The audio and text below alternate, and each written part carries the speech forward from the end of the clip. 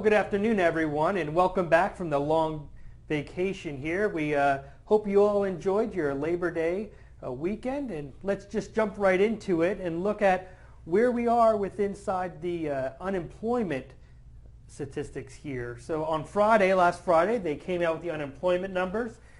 No real big change here. We had the same 4.9% unemployment rate as we did in the last 3 months.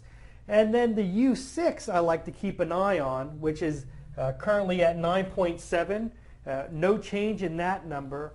If we recall, the U6 is the unemployment rate that includes all those individuals that are discouraged and no longer looking for work. Also those who are working part-time but really want a full-time position.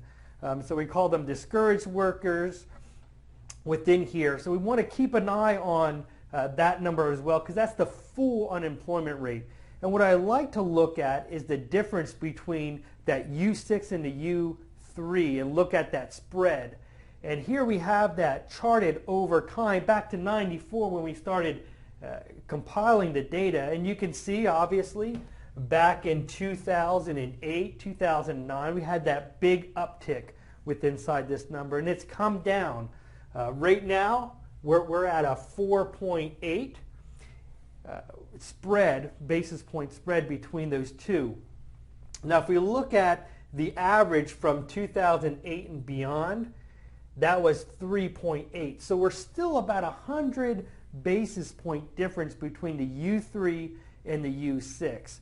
What we hope to happen is, as the unemployment rate stabilizes, as it has been for the last couple of months, that this spread would start to narrow back down to that 3.8 percentage point area, kind of coming back down the reversion of the mean in here. So we're hoping to see that happen. But in addition to the unemployment rate, obviously there's a number of different numbers that come out inside the release. For instance, the overall unemployed persons and the unemployment rate for different industries. So Kyle, tell us a little bit about this. Yeah, so what we like to do is, of course, give you a heads up on the big numbers that came out. And the employment situation report has a lot of smaller details in there. And what I thought we'd talk about a bit today was how the various industries are performing. And now, of course, this might be pretty small on the screen. You can download the presentation, as always. But when we look at a few of the key industries, we have our financial activities, which would include the banking industry, and it's actually has one of the best employment rates here. Their unemployment rates are only around at 2.8, but compared to last year, unemployment rate has increased from a 2.5 to a 2.8. Other areas that we really want to focus on is manufacturing. Now, it's no longer as large of a part of the United States economy, but this is proving that fact again, as the unemployment rate has ticked up over the last year, while the majority of other industries have improved. In fact, some of them significantly. Leisure and hospitality has improved from a 7.2 unemployment rate to a 6.6. And this all ties back into the ISM report, which we just got, and the manufacturing report actually dropped below that 50, which doesn't necessarily indicate a contraction, but it indicates a slower growth. It's not a very good number to see, and it's below 50.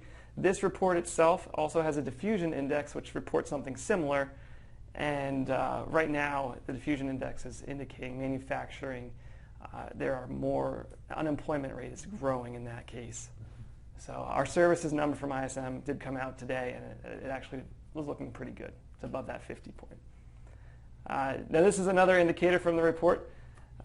Really, we just want to focus on the job leavers here. Now, these are the people that are going to be leaving jobs for the sake of finding a better job, typically.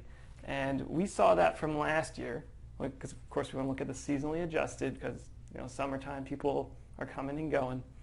So the seasonally adjusted number last year was at 9.9% of the unemployed people were job leavers.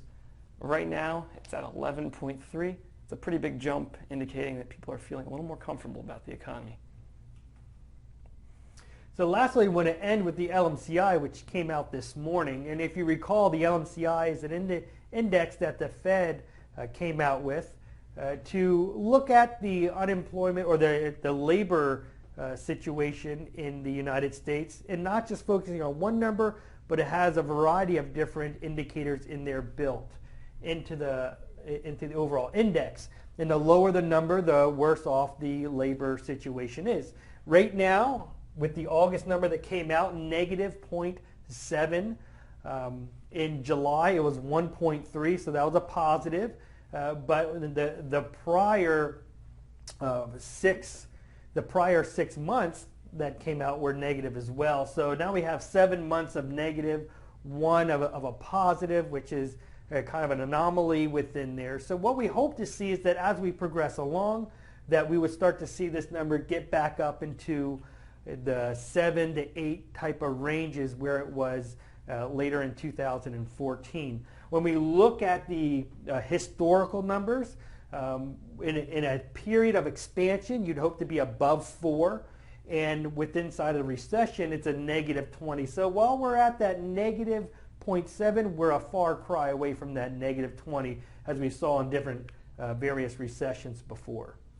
So that's where we are today. The labor market really leveling out here.